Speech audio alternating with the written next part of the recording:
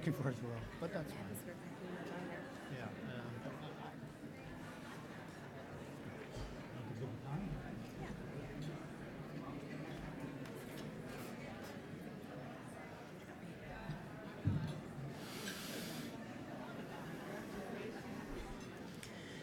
Good morning again, everyone.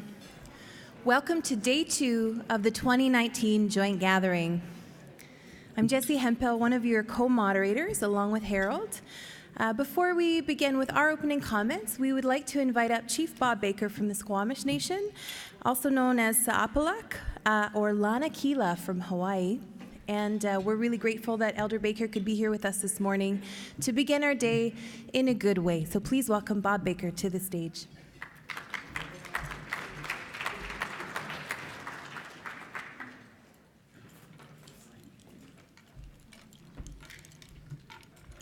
OCM, Chukmahat, Tan Kusham, and Sa'apalak, Stomoksna, Lanakila, Kanakasna. Hoping all of you are wide awake. You look kind of wide awake, at least you're looking in this direction. That's good.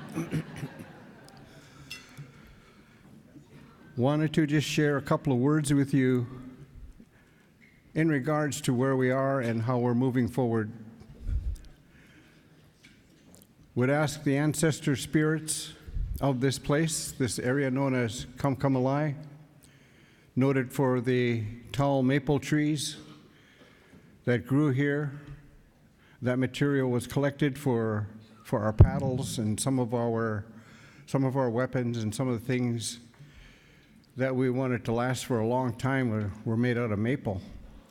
And this area here had 200-foot tall maple trees at one time. Kamkamalai translates into the giant leaves, the giant maple leaves. So this area holds a little bit of significance, as well as right across the water, where our ancestors have resided for thousands of years. And so I'd like to, on behalf of all of us here, send some concerns to CHCM, to the Creator, asking to please give us guidance, to please give us strength today, to bless those that are suffering, those that are hurting, to give us the direction so that we can be better human beings, so we can find out what it is that we need to do to help each other, to move forward as a family. We are very fortunate people living in this part of the world with all this beauty around us, all these resources, all these things that keep us healthy in mind and in spirit. Because of all that, we give thanks. And I would like to share a song from one of our ancestors. Some of you may have heard it before. It's in the top 10 of our Potlatch Hit Parade. We'd like to also acknowledge where it comes from a lady who resided right across the way here at Huehue, which is known as Lumberman's Arch. Sequoia was her name, and the name is still alive today, being carried by a couple of our Squamish ladies. During a time when the missionaries were coming into the inlet, this ancestor of ours, Sequoia, did not want to get involved with that type of spirituality, would rather hold on to the old ways. So we got in her canoe and paddled across the inlet to Hamotstin, which is a village where I live and is known as Capilano. During that little paddle, this song came to her, and it is known today as Greeting of the Day. But it is a little bit of a hint of the spirit of our ancestors back in the day. And I like to share that, especially when we're in this part of the territories, because of our ancestor who lived right here, right across the way. So with that, I would like to also remind you that it is a good time to have your own thoughts and to say a little prayer for those that need your support, and a little bit for yourself as well. Sequoia Slolum, OCM.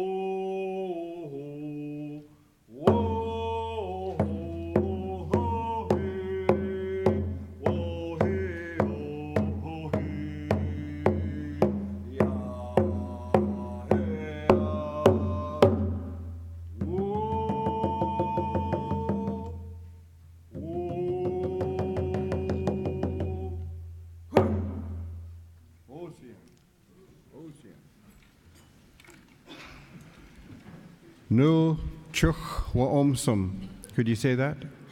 Nu chuch wa omsum. Nu chuch wa omsum.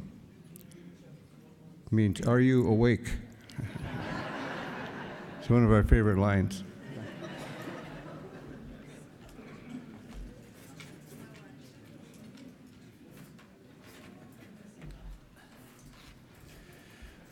Thank you very much, Sa'aplak, and I was mentioning to the planning family that you would be quite humorous, and you did not disappoint.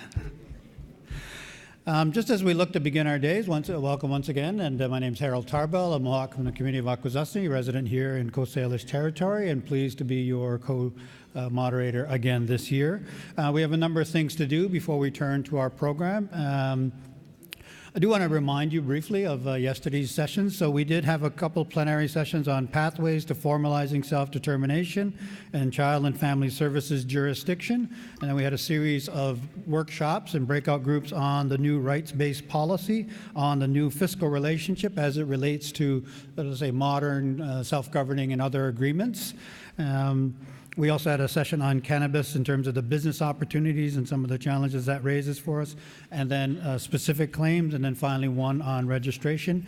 I want to acknowledge that the staff and the organizers were very good about giving us some detailed, some excellent summary notes, but I'm just going to really paraphrase them very briefly just to, kind of reground us. In terms of the pathways to formalizing self-government, self-determination, it's the importance of land and the implementation of self-determination and the need for Canada to be flexible in terms of what are the approaches and following where the Indigenous people want to go. And in some respects, it is about the right goal is being expressed by the government, but perhaps not the degree of recognition of our rights that we have seen in a variety of forums, and that really leads to some of the challenges expressed by the participants on the panel. Fishing was a big issue that was raised, implementation, interim updating and renewal, and then of course there was a strong emphasis around the significant benefits which come from those agreements in themselves.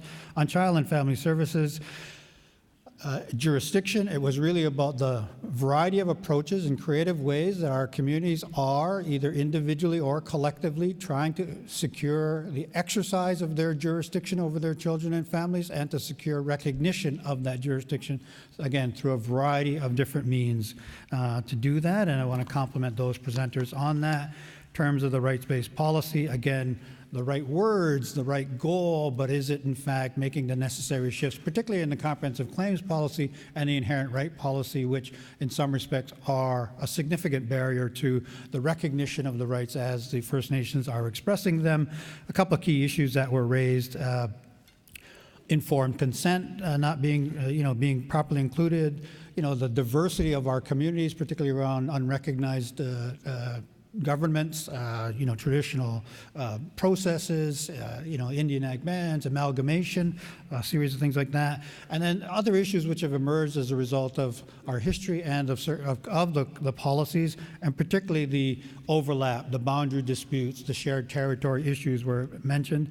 On the fiscal relations relative to self-government agreements, essentially that is a process we're trying to continually adopt that policy. We'll hear later this afternoon on the broader fiscal relations discussions that are going on in the 10-year grants, but essentially some more work needing to be done to ensure that First Nations governments in these recognized agreements have the resources and the capacity to in fact exercise the jurisdiction that they hold. On cannabis, it is essentially there are business opportunities there, but some concern that the process being used and the legislative approach that's being used could be an intrusion or is an opportunity for recognizing First Nations jurisdiction, but could be in its haste be another example where that jurisdiction is ignored. And then the process was noted as being a little bit slow. On specific claims, one of the biggest issues is the funding pressures for both First Nations and for Crown Indigenous Relations in Northern Affairs Canada, as well as the overwhelming support for the code-developed independent specific claims process. And finally, on Indian registration, again, lots of issues that are there, lots of continuing frustrations that exist there, and essentially just this whole issue that we continually need to keep our nose to the grindstone on that issue. So that's as quick a summary as I can do, and as I like to say, I hope that was the meeting you were at yesterday. Thank you very much, Harold. And of course, we're so grateful to be here again in Musqueam, Squamish, and Tsleil-Waututh territory. Our theme today is moving towards self-determination, building capacity through partnerships. And our morning really exemplifies that theme of partnerships. So we're grateful that for the very first time at the joint gathering, we have the National Chief, as well as both Honorable Ministers Carolyn Bennett and Seamus O'Regan, here with us this morning to share some comments. So that really will be our whole morning. There's one minor change to the agenda, which is that we are going to have the National Chief speak next. Then we will go to a very short break. And then we are going to have both honorable ministers, along with Joe Wild and Indigenous Services Assistant Deputy Minister Jean-François Tremblay. Deputy Minister, pardon me, up on stage with the ministers.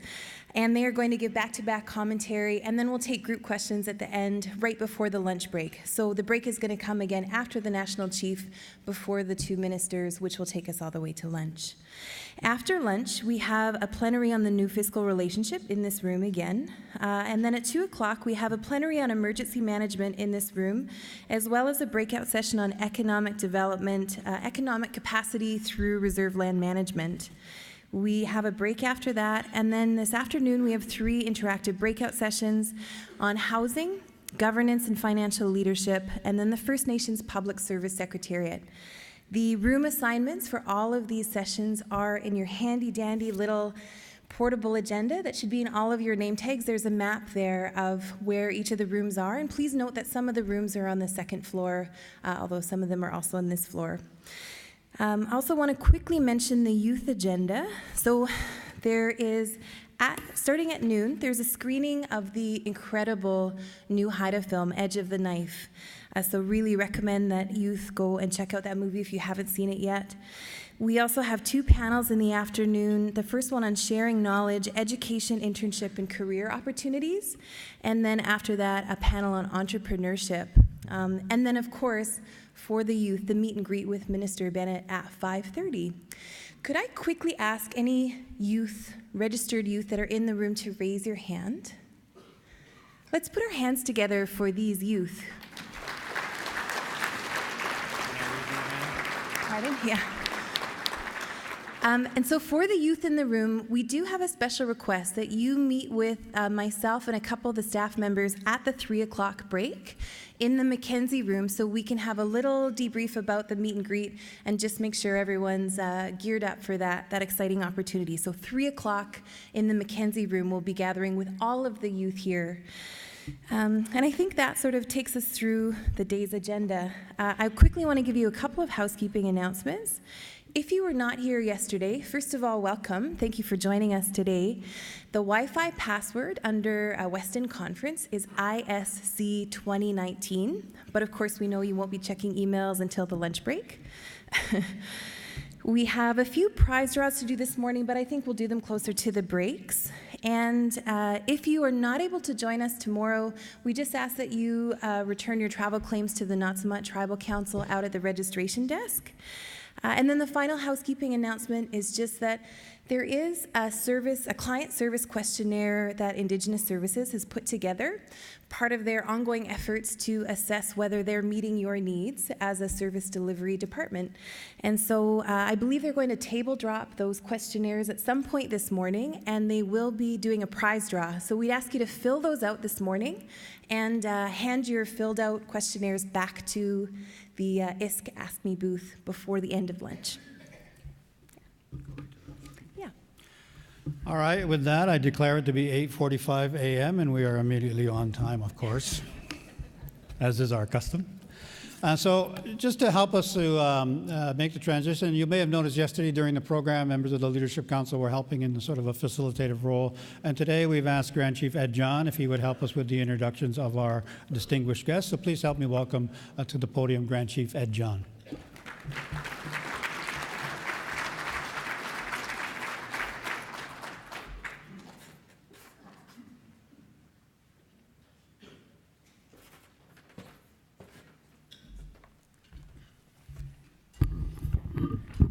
Thank you to our very capable facilitators, and I like your tie, Harold. You know what they say about ties, and if somebody says they like it.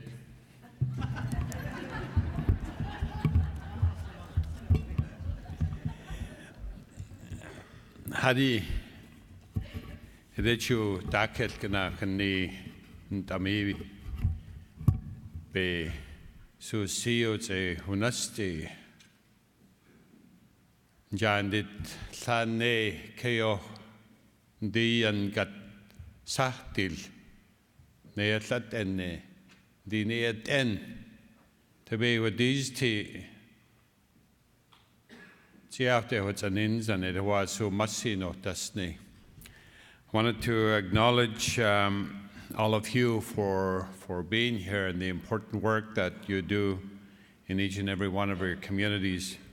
I wanted to thank our brother Bob here for the beautiful song and reminding us a bit of the history of that song and the families who lived in this area right close to this hotel here, the village that he referred to as Hui Hui. I'd like to also say this. Yesterday we had representatives and elders singing and opening this from Tsleil-Waututh, today from Squamish Nation, tomorrow from Musqueam. And really it's an acknowledgement of the peoples and the unceded territories that they have and where we are here as guests in their beautiful homelands. Second thing, on the question of these gatherings, joint gatherings, it really came out of many years ago a session that Scott Surson, then the Deputy Minister of Indigenous Northern Affairs, it might have been called that by then, or might have been still Indian Affairs, convened a session of administrators and leaders in Montreal to talk about these types of issues, but at the national level. And he brought together deputy ministers from pretty much all of the federal departments, with leaders and administrators and First Nations leaders across the country to have a discussion about priorities. And out of that was, we're going to do that in BC and we're going to carry on every year. And we've been doing this since then. I was fortunate to be at that first meeting and saw value in ensuring that our leadership and our administrators were able to get together once a year with our federal departments responsible in matters relating to this. Just a bit of background to now where it is a bit of a going concern, and I'm very heartened by the turnout and the issues that are being discussed.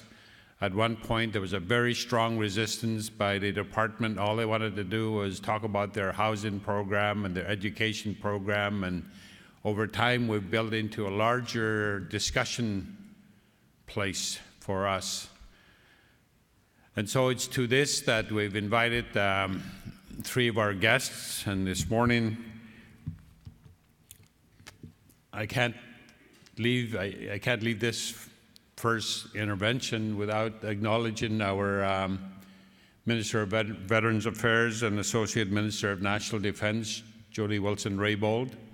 What a tremendous influence she's had in this country, certainly in this province, and the tremendous contribution that she's made on the way forward, the tremendous contribution she's made to Canada as the Minister of Justice and Attorney General in helping rethink and reshape the relationship and the nature of the relationship between the Crown and ourselves, the federal Crown. So it's within this new emerging place of relationships that we're gathered here today. I wanted to say that this area of self-determination is the thread that's important to all of us, the right to self-determination. But the golden thread for each and every one of us, as I started in my language, is that golden thread of our ancestors. And these are the languages that we inherit from them this year. It's the UN declared International Year for Indigenous Languages, and the official launch will be in Paris on January 28th. But here's another thing you should be aware of. The United Nations General Assembly has convened a one-day session for all of the states to come together in Indigenous peoples at the UN General Assembly on February 1st. It will be live streamed. The Secretary General for the UN will be there, and the President of the General Assembly will also be there. Just if you're live, if you got nothing to do on February 1st, you can watch it on live stream. So this morning we have really three incredible speakers and presenters, all elected. We have, firstly, I will introduce the National Chief, who really requires no introduction. The tremendous work that he's done in his first term, really a focus on some very important and key areas, including languages, Indigenous languages legislation, the UN Declaration on the Rights of Indigenous Peoples Declaration, as well as the language on the legislation on child, family, and community services. Perry's been a strong advocate for all of us. He's from Black Bear, Little Black Bear in Saskatchewan. He was the elected chief, did tremendous work there, as well as for the Federation, the elected chief for the Federation of Saskatchewan Indian Nations, and was also the Saskatchewan regional chief for the Assembly of First Nations, tribal chair of the Touchwood File Hills Capel Tribal Council. And as I said, he was a member, he was the elected chief and councillor for his community of Little Black Bear. I know he really needs no introduction, but a tireless advocate and with a very strong background in the issues that we're all concerned about in each and every one of your communities, the things that we have to deal with each and every day in our villages. So with that, I want to introduce our National Chief, Perry Bellegarde. Grand Chief Ed. Masicho, Grand Chief Ed John, thank you for that introduction. And ni stamina pixquid neheo anapsisi, ni sta kakia no demtik no ako magnak, kanaskum tinawao, ne naskamun, ni sta anotain an cemento kanaskumtin. Kuskatea maskuses eskunagin utsinia. Just a little bit as well, to say, I speak a little bit Cree. I'm from a small reserve called Little Black Bear. Kuskatea maskuses eskunagin utsinia. That's what we're saying. Sometimes back home we'll point with our lips. If it's a long way, you really point long way. It's in Treaty 4 territory. So I'm very honored to be here. And of course, with great respect, to acknowledge the Tsleil-Waututh and Squamish and the Musqueam nations and tribes for welcoming all of us here to their ancestral lands, their traditional territories. I too want to acknowledge Elder Bob Baker for that song and lift him up and say thank you for that. And you know, in Canada, we have 634 First Nations across Canada, over 70 plus different languages, much diversity from coast to coast to coast, north, south, east, west. You know, we're different as Indigenous peoples, yet we're the same.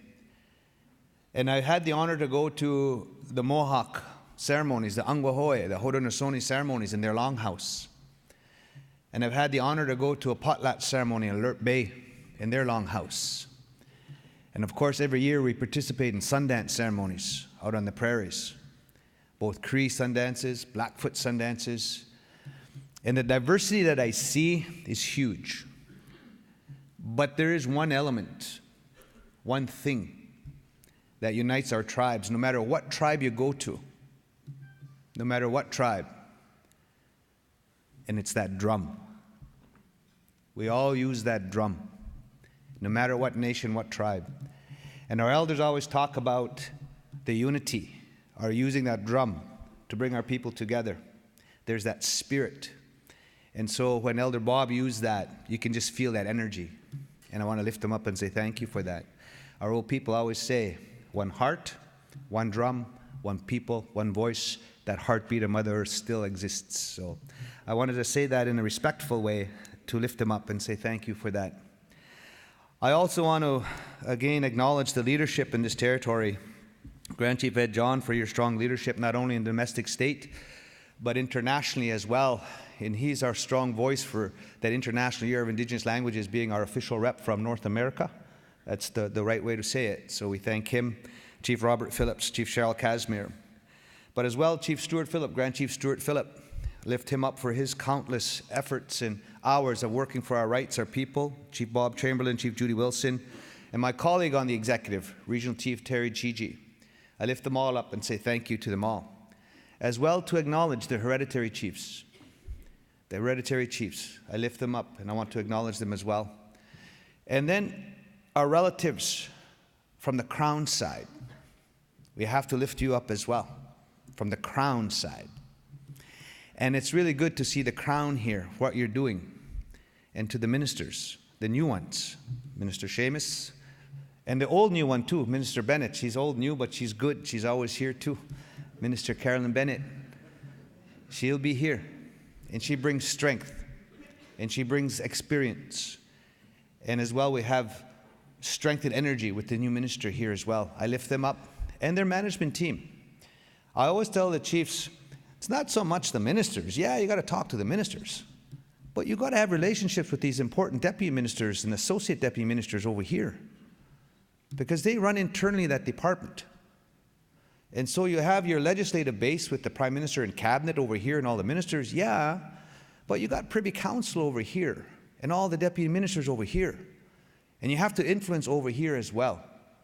Because we've always said the challenge is, how does this side over here, the Privy Council office and all the 30+ deputy ministers, keep up with implementation of this strong vision of nation to nation and reconciliation and UN declaration and recognition of Aboriginal rights and title and treaty implementation according to spirit and intent, all these good things over here, they have to be implemented on this side. And so to acknowledge Jean-François Tremblay is here, the Deputy Minister, and Linda Claremont, the ADM, Joanna Wilkinson, Joe Wild is here. It's important. The RDG, Catherine Lapp, you got to really have a good relationship with the RDG. That's how the funding flows out to our res, on the res, eh? These contribution agreements. But we are working towards this new fiscal. And so that's another dialogue later on I'll get into. But I want to lift them all up. And this morning, what I wanted to do to the delegates here, one of the things that I wanted to do as well, before getting into the text that I want to share, is as well as acknowledge a colleague and a strong leader for all of us. And Minister Jody Wilson-Raybould and Grand Chief Ed talked about her. And she was our Minister of Justice, Attorney General of Canada. Strong. Very strong. And I worked with her, and I had the privilege of working with her at the AFN Executive many years. Good close friend. And she has had huge impact. And she's still going to have huge impact as Minister of Veteran Affairs. No question. Minister Jody is productive, she's professional, and she brings a good energy. So she's going to help all of us. And I've said it this way, when there's a change, there's also opportunity. When there's change, there's opportunity. Yes, we're going to be set back a little bit. But there's opportunity for renewal, opportunity for growth. And we have to continue to maintain that momentum going forward. And so that's how we set it and view it. And so to the new Minister Seamus, you've got shoes to fill, or maybe our case, moccasins. And we'll help you to maintain that momentum. We'll help you maintain that momentum. And the same thing, Minister Jody, we're going to help each other in her new role, because veterans is so important. And we've always said it this way, that, you know, in World War I, World War II, Korea, Vietnam, and Iraq, Iran, but in those great wars, our Indian veterans went over and they fought for this country. And they were equals, fighting alongside their white brothers and sisters. But when the men and women came back to Canada, they became Indians again. And they didn't go to Veterans Affairs. They went over to Indian Affairs. And so there was a whole slew of things that didn't happen right for our Indian veterans, First Nations veterans. So there's lots of things to fix. And I know with Minister Jody there, we're gonna get that work started. My next point, I also want to say to the Wet'suwet'en Nation, and I've said it this way publicly, one day we'll see, and this is part of the work here, part of the work in this very room, that one day we will see not only common law respected, not only civil law respected in Canada, but First Nations law respected honored and implemented and enforced. And I said it this way to the RCMP and to government officials, that reconciliation cannot happen with the use of force, not in this country. It can't happen. And I've said it, yeah, that's the truth. You cannot have reconciliation or consensus building through the use of force. And I've said it that way with great respect. And I've said it this way as well to our RCMP brothers and sisters and to all the brave men working there, that one day they'll be sworn as well to uphold First Nations law. And Canada is big enough to respect and recognize and force and implement not only common law and civil law, but there is room for First Nations law. And that's part of self-determination. That's part of growing our governments and reaffirming our sovereignty and jurisdiction.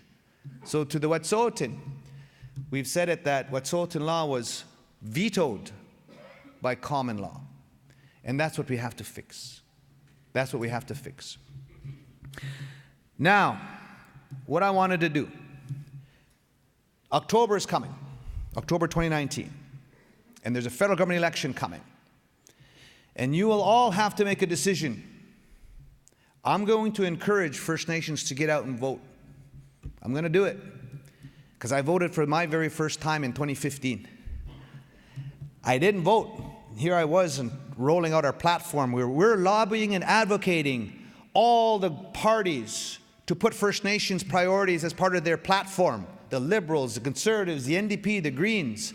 And I had this big press conferences, and I'm rolling out this document called Closing the Gap, how they need to invest in education and water and healthcare and housing and respect rights and title and jurisdiction and treaty implementation, all this good stuff. It was fantastic. And then a reporter asked, well, gee, Bellegarde, do you vote? And I said, no. And then they asked, well, how do you expect First Nations and Indians to vote if you don't vote? I said, good question. Let me get back to you on that.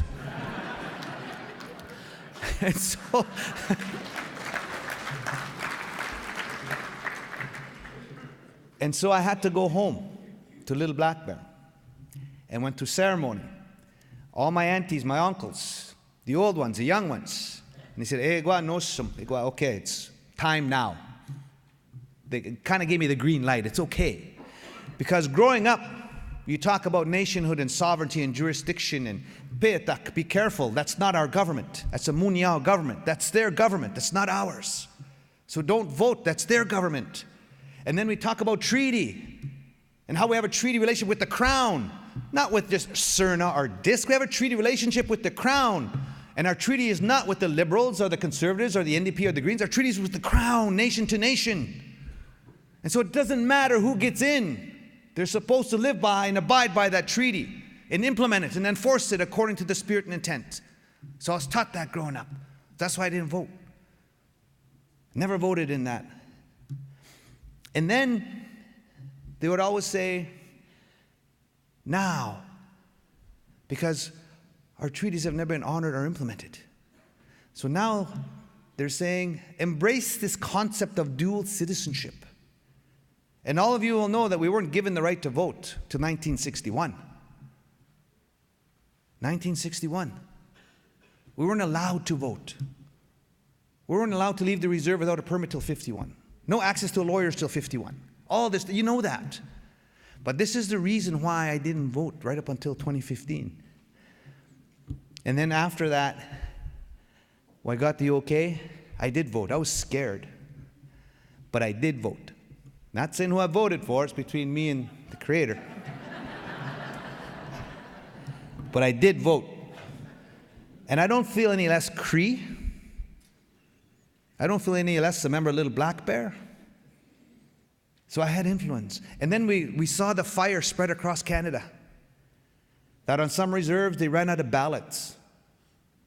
And so we said we had influence on those polls. We had influence on those who got elected.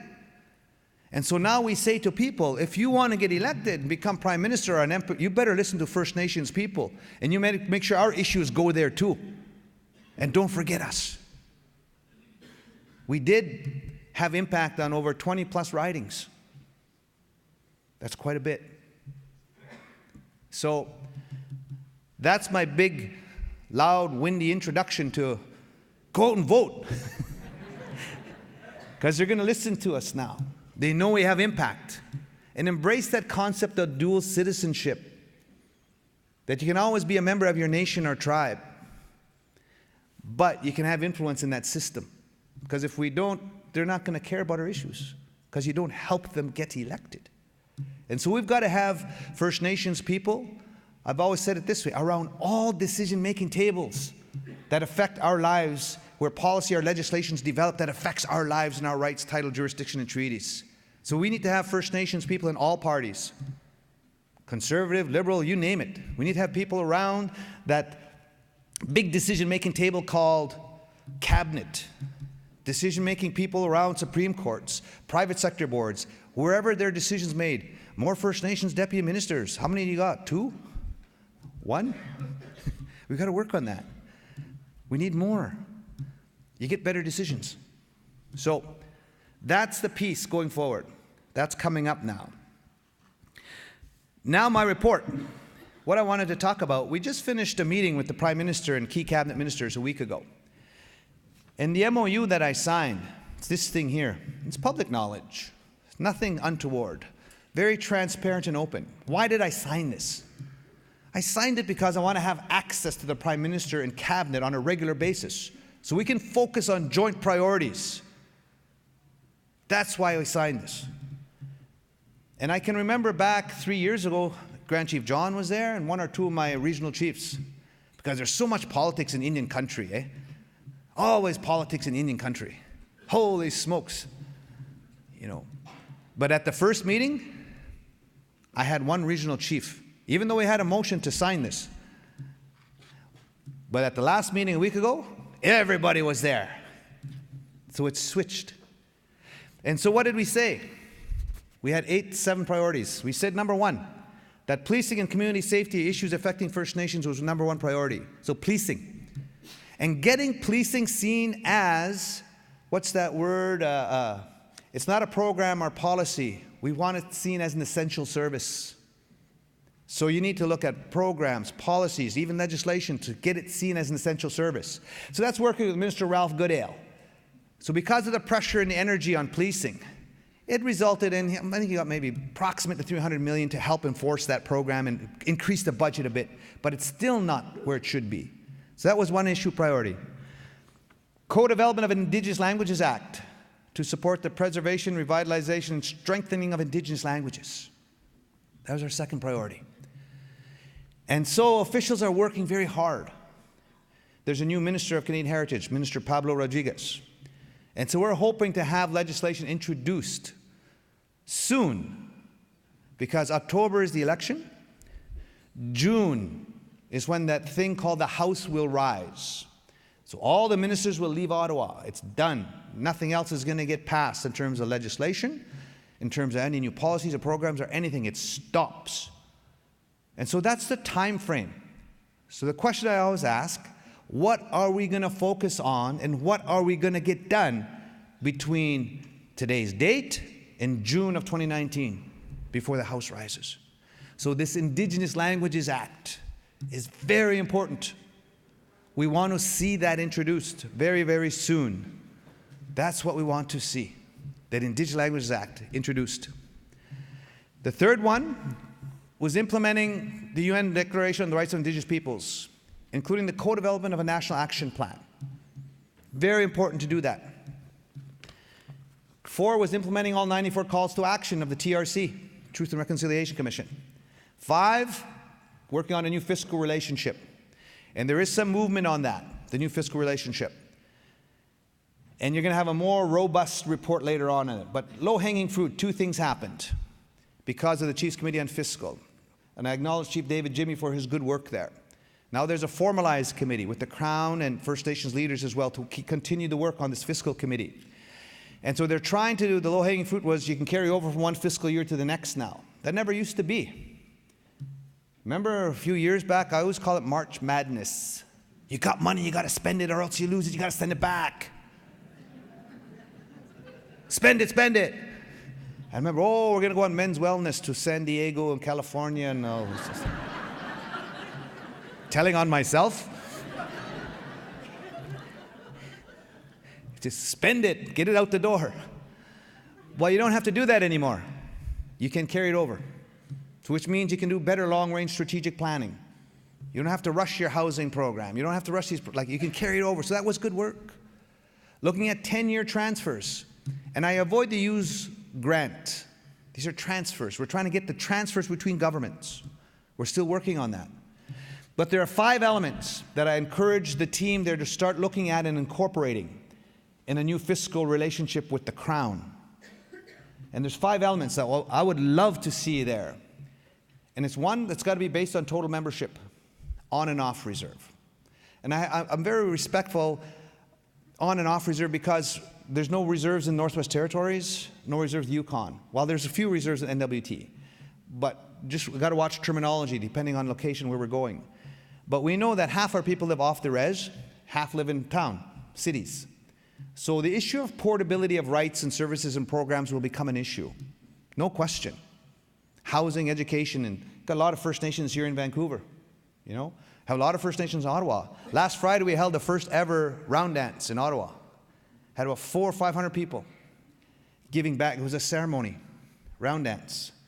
You know, it was a feast. It was a giveaway. It was all of the above. So we have push factors. There's not enough jobs on the reserves. There's not enough housing on the reserves. People leave for education reasons. Push factors. And so this new fiscal has got to be based on total membership on and off reserve. I give the example of school supplies. You don't get money for school supplies for your total membership, just those on the res, right? But in the fall, when the chiefs and councils get all these phone calls and bangs on the door, look after my kids' school supplies. I live in Regina. Come on, chief. You know, 9 times out of 10 you fund it. Find a way to fund it from own source revenues.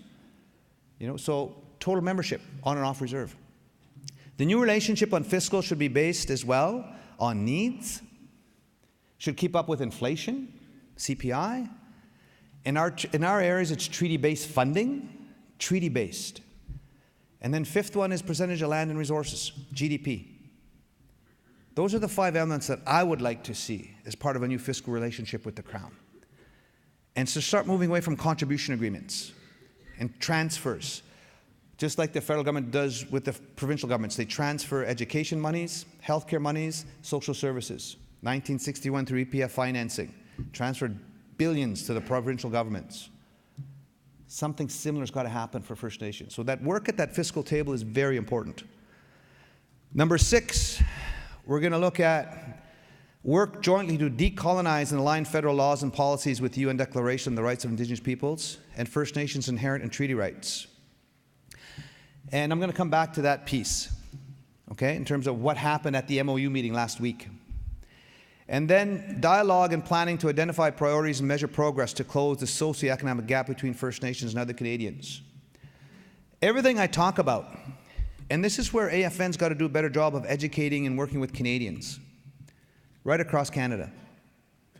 So to all the Canadian people watching, everything I talk about are investments, and there's a business case to be made. Because I don't want First Nations issues or priorities falling off the October election agenda. I don't want First Nations priorities and issues falling off the Liberal Party platform, or the Conservative Party platform, or the NDP platform. We need Canadians to get it. Like, sure, we have $17 billion and we lobbied hard for that money, but it's 6th versus 63rd. We're still here. Canada up here, United Nations Human Development Index, quality of life, up high. We're still down here. We're trying to get up here. And if we don't keep investing in education and housing and water and infrastructure and healthcare, all those social determinants of health, then you maintain this gap. And that's not good for us, and that's not good for Canada. So that's why we got to keep investing. And that's the message we got to try to get out to the Chambers of Commerce, Vancouver Board of Trade, everybody across Canada. And Canadians need to say, yeah, and get behind that. Then it'll be easier for whoever gets elected in October to keep supporting these investments. That's the job we got to do. And then the other issues were priorities jointly developed. So we can add to this. So we added child welfare as a priority. So now, the meeting on Monday, the Prime Minister was there, I was there, Minister Bennett was there, Minister Regan was there, Minister Pablo was there, the different ministers, Minister Jane Philpott was there, who's now President of Treasury Board, strong ally. So, to all you lobbyists and advocates, you have to influence 5 in Ottawa if you want things to move. You have to influence 5 entities. You have to influence PMO, Prime Minister's Office, PCO, Privy Council Office, Finance, Treasury Board, and Justice. I think those are the key 5. I'm going to look at the Deputy Minister. Is that right? Those are the big 5, because if you don't have the big 5 on side, you're not getting a new program, you're not getting a new policy, you're not getting extra resources.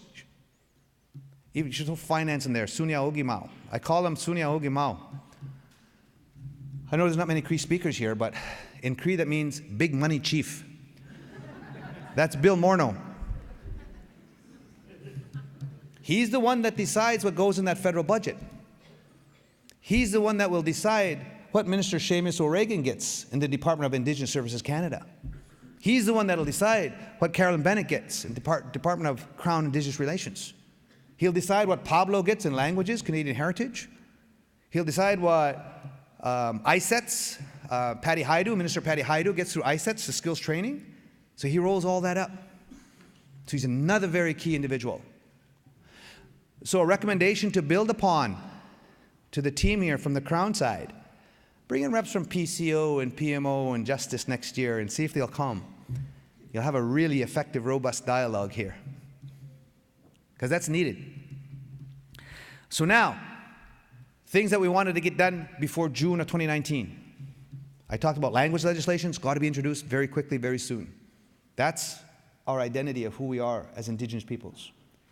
And I've always said it this way: if we lose language, we've lost a lot, because that's linked to the inherent right to self-determination.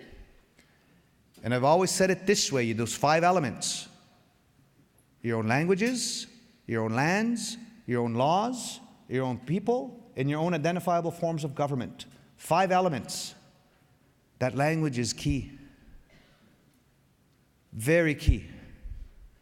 And we know our elders and our old people that have survived residential schools, some of them snuck away and held on to that language. We've got to breathe that back. And the goal is fluency. Fluency. So that when you go to different territories, you'll hear Hulkamilam spoken. You'll hear Teslin Klingit spoken. You'll hear Dene spoken. Neheoak, Nakota spoken. You'll hear these languages, because it's also linked to ceremony. So that self-determination is key. So languages has got to happen. And moving that file forward is very key. Before June, we want to see it receive royal assent. So whenever it's introduced, that's one piece. The other one is child welfare. That's a big piece. And I lift up Cookby Christian, who always talks about jurisdiction in keeping our children home in their territories, in their communities, in safe homes with their families, their aunties, their uncles, their grandparents, and not being taken away into a foreign system in that provincial system. So exerting jurisdiction. There has to be federal legislation in place, because in that thing called the Indian Act, which we've had in place since 1876, there's a section in there. A section we don't like. I don't like it at all, but this one particular section is really painful. It's section 88. So laws of general application. If there's no federal law or First Nations law, then provincial law will kick in. And that's how the child welfare statutes kick in. Which is why this statute on child welfare is so important to put in place. So that the little governments, the provinces, establish systems and processes in every territory to respect First Nations jurisdiction. Not only on reserve, but off reserve as well. So we have over 40,000 children in foster care. Not acceptable. So languages, child welfare. Need to move on those two pieces of legislation and hopefully get them passed and to receive royal assent before June when the House rises. And in our way, First Nations way, Indigenous way, when something is important, when something is so vital, you always balance physical, mental, emotional, spiritual, one's essence, one's being. But if we want things to go in a good way, we go to ceremony. And so can I say, Minister, that we've committed to our sweat lodge together? Not only him, but Minister Pablo as well. So we're going to have 2 ministers of the Crown attend ceremony with us and pray with us so that those things go in a good way, so that it's smooth, otini, gan, clear path in the future. That's how important. That's how we do it anyway. And we have to hang on to that because this is too important. Because the opportunity may never come again. So we want to make sure we take advantage of it. 2 pieces of legislation. The third one, which is more challenging, is Bill C-262.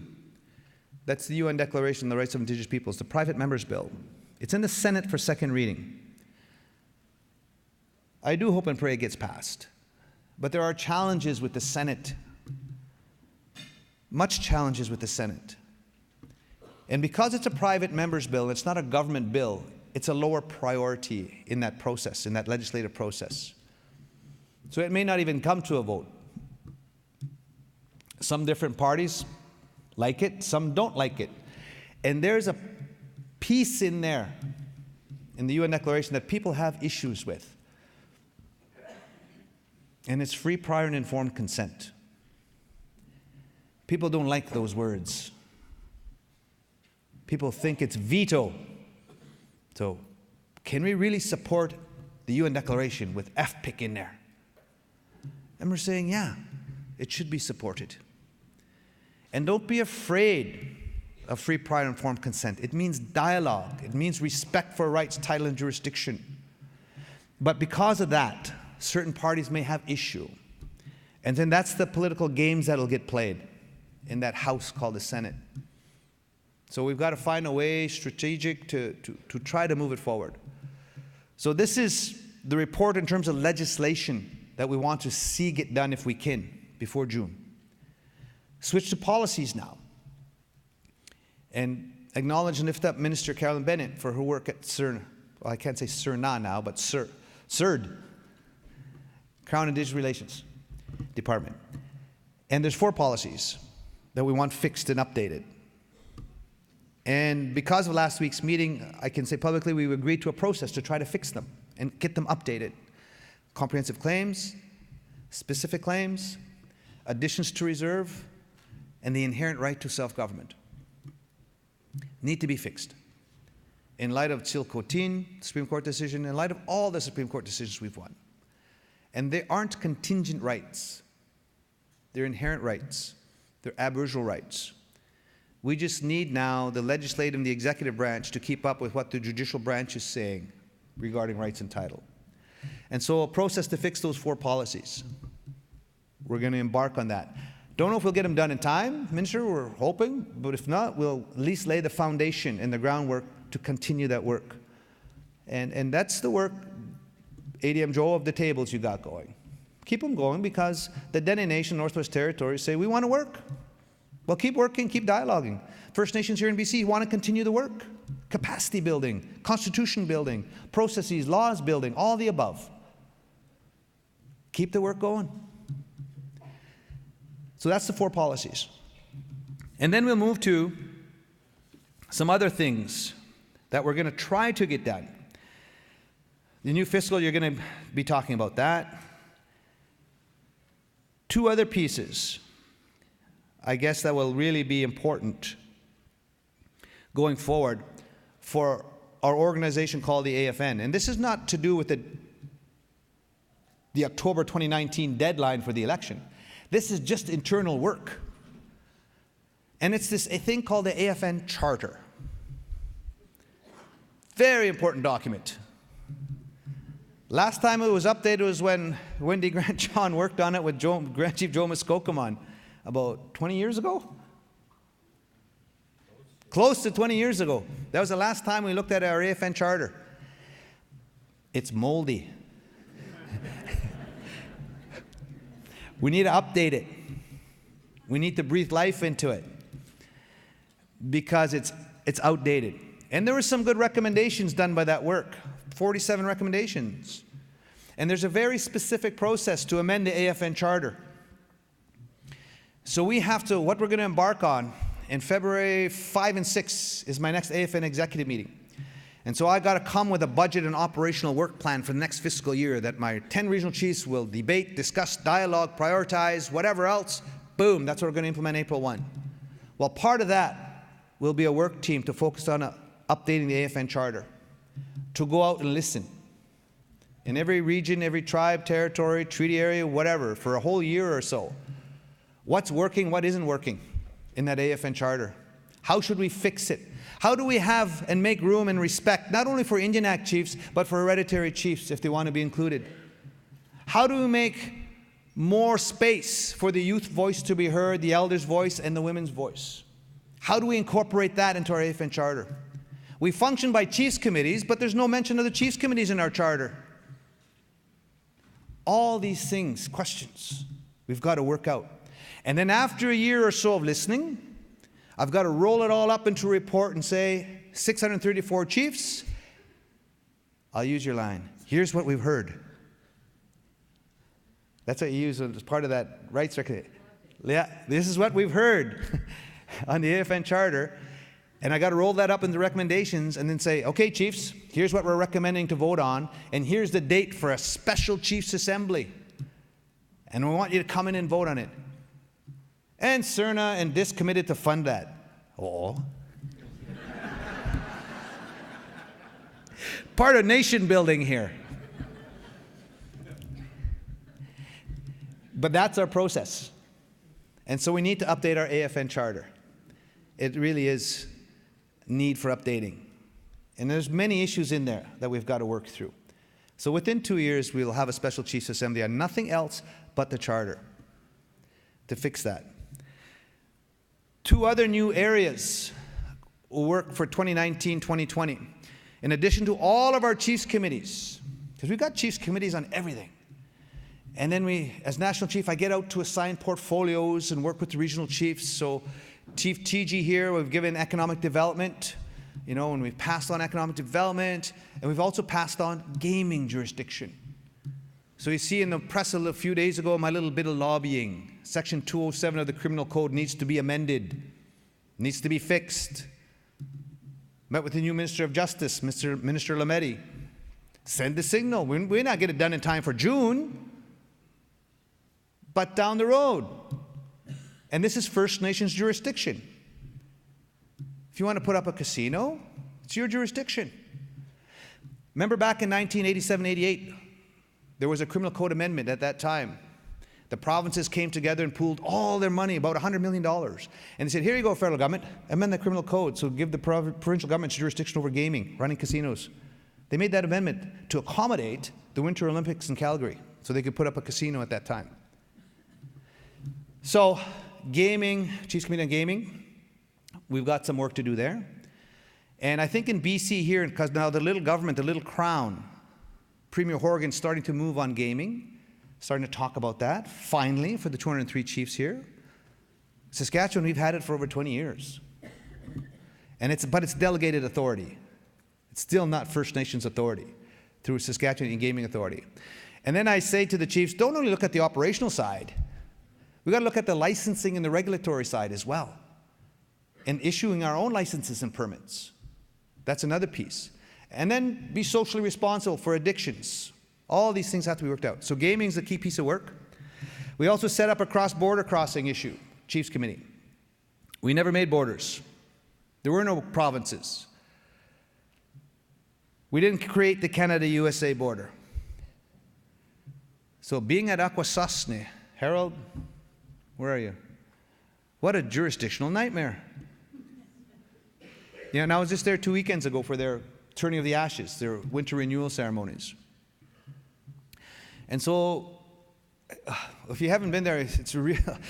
The people from the Akwesasne, even if you go on the USA side, because it straddles USA, Canada, Quebec, Ontario, and then First Nations, so it's like 5 jurisdictions, Ontario. So if you go to the ceremony, and we're at the Longhouse on the American side, well, Elder Mike Mitchell then had to go check in when he comes back in before he goes home. Every time. And if you miss once, it's a $1,000 fine. You miss twice, $2,000 fine. Miss 3 times of checking in, $3,000 fine. They confiscate your vehicle. Again, that same issue applies with the Blackfoot Nation, the Blackfoot Confederacy. Same thing with the nations and tribes around Seattle and BC. Same thing with the nations and tribes around Yukon, Alaska. We never created borders. We have relatives on both sides. So how do we break that down? How do we make sure that as First Nations people, Indigenous peoples, we're free to cross? So the Jay Treaty is key. And so we're going to try to find ways, and Canada will say, well, we didn't sign the Jay Treaty. We get that. The States recognizes the Jay Treaty, but Canada doesn't. Put that in your party platform. Vote for the Liberals, we'll recognize the Jay Treaty. You get a bunch of Indians to vote for you guys. No, just kidding. So that's another issue, cross-border crossing, right? So we've set up new committees, and that's important work going forward. So fixing the charter, our chiefs committees.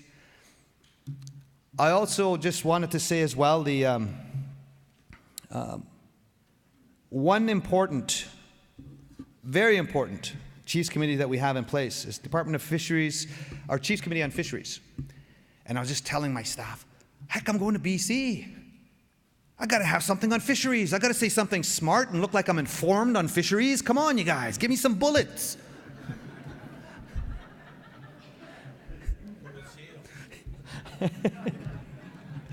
So all the different nations and tribes, we have the right to commercial fishing. We've seen that and how the crowns are trying to limit that right.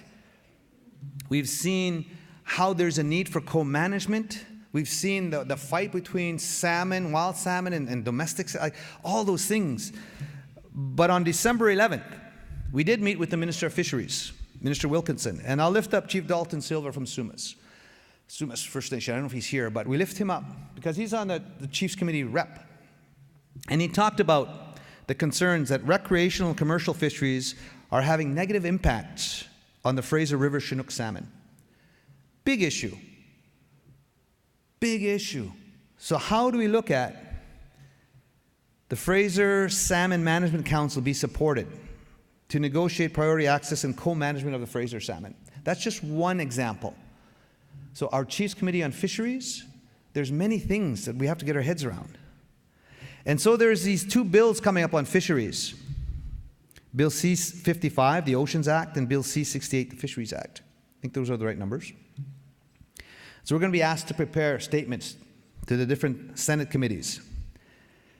And as well to announce that we're planning a National Fisheries Forum.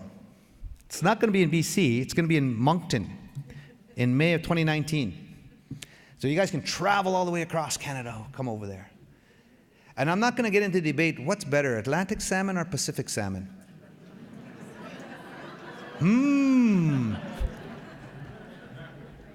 It's all good, I'm on this keto diet now. I got to have salmon, I got to eat salmon, all kinds of salmon. So watch for that in May. So my relatives and friends, I just wanted to give the time frame, June of 2019. October is the election coming. Focusing our energies as AFN National Chief and the Regional Chiefs, working as a team to try to bring these legislations in place and to keep the work on updating those policies. And then as well, there's this creature called the Council of the Federation. The COF's coming up in July 8, 9, 10. That's when all the premiers get together. And they start talking about it. And so I've got to try to influence that as well, which is why I'm also dropping seeds. We need a First Minister's meeting. Call for nothing else but First Nations rights and title and jurisdiction and treaty implementation and Section 35. That's what we need. because these little crowns now, these little governments, think they have all the power. They have all the land and all the resources. So you see how BC government assumes jurisdiction. Same with Saskatchewan. We have this thing back home called the 1930 Natural Resources Transfer Agreement, and we've never given up things beneath the depth of a plow. We said we'd share. So we have unextinguished Aboriginal title to all the resources beneath the depth of a plow. But how do we deal with that? What's the process and the plan for revenue sharing? We got the Robinson-Huron treaties with the annuity case. Thank goodness the federal crown didn't appeal. Thank goodness that former Minister of Justice Jody Wilson-Raybould put enough pressure to issue a litigation directive out, which told the federal crown, don't litigate and waste everybody's time, energy, and money. Negotiate, because these are legitimate, legal, lawful claims. The honor of the crown must be upheld and respected. Federal fiduciary trust obligations got to be respected. So let's set up the process to negotiate. So all these things have to happen. So I am getting the cut sign, which is good, because I'm going to go on for another half hour. No, I just wanted to give an update on the MOU, the work that's going forward, and to acknowledge you all and thank you for the invitation to be here to amend your agenda. I think this is really good when you have your whole CERNA and DISC management teams here talking about better ways to do things within a system that's been there since 1876. And I've always said we all want to get out of the Indian Act, but it's got to be at our pace and have a flexible approach and make sure that it's First Nations driven, First Nations led, and we can do it. And if that happens, you're going to get a better country, a way better country, and not just recognition of assumed crown sovereignty and assumed crown jurisdiction. It'll be clearer because you also have First Nations rights and title and jurisdiction to be respected as well. And nobody's going anywhere. So I say, let's roll up our sleeves and get to work. Egose, que nas continua.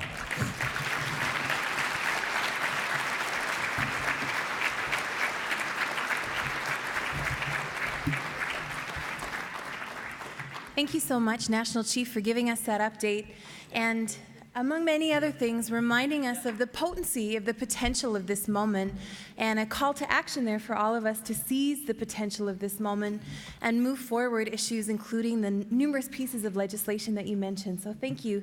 We have about 15 minutes now for questions before we go to our morning break. And so my co-moderator here is going to help me with the speakers list.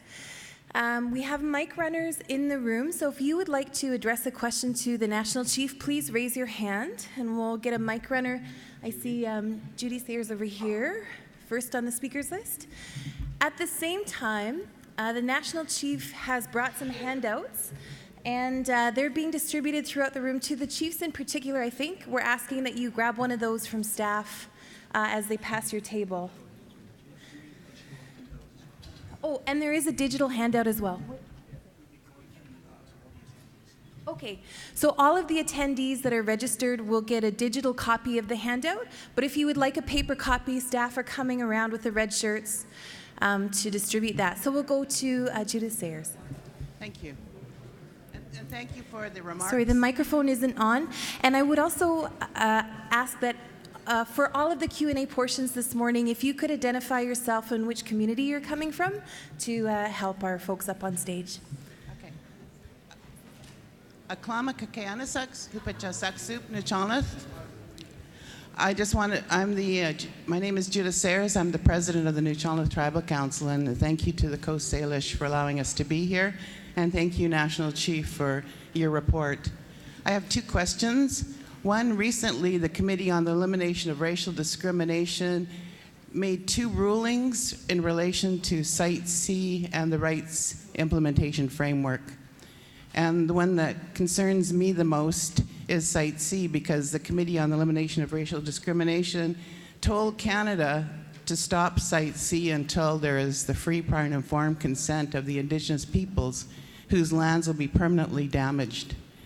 We know this is an international law that Canada has signed on to, and that it should be stopped, because this Site C is stopping all clean energy in British Columbia economic development projects that First Nations want to do in the province, and that's billions and billions of dollars in lost revenue.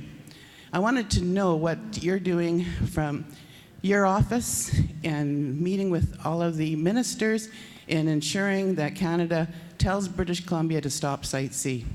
Question one. Question. Okay, we're going to take 3 questions and answer them in a group, so thank you for that question on Site C. All right, I just needed to ask the question as well. As you know, there are 5 Newchonlith fisheries. The court case is coming up in February 11th for 5 days in the Court of Appeal. If we looked at the directives from Jody Wilson-Raybould, Minister, we wouldn't even be in court today. We have not had a memo from Cabinet to negotiate a settlement, and there's just been a real backlog and real frustration with our fishermen and the ability to go out